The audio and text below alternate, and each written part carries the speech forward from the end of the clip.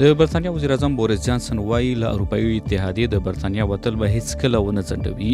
د زیارت پر ورځ بوریس جانسن د یو خبریال له دې پوښتنې په ځواب کې چې آیا ته دا ژمنه کوې چې اروپایي اتحادیې ته به نه وایي چې له اتحادیې د برتانیا وتل وځنډوي، د وویل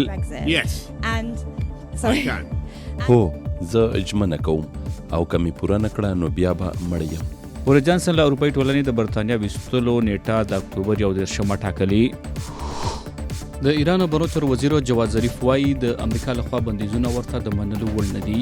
جواد ظریف چې د اسیا په سفر دی د جمعې په ورځ په جاکارتا کې له خپلې انډونیزیایي سیالۍ سره ګډې خبرې غونډې ته وویل چې امریکا نور هیوادونه هم نه پرېږدي چې له ایران سره کاروباري اړیکې وساتي. دا په داسې حال کې ده چې امریکا د ایران او نړیوالو طاقتونو ترمنځ له اټومي تړونه وتلې او په تهران یې بیا بندیزونه لګولي. او د زیارت په ورځ د هغو کسانو نومونه په ډاګه کړل شول چې د 2020 کال په نړیوال ریکارډونو کتاب یا گینز بک کې یې خپل نومونه ثبت کړي.